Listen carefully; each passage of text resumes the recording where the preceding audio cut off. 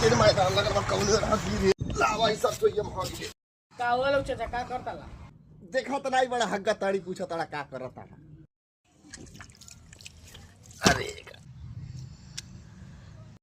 अरे साला अब का करी तो पैसा एम गिर गई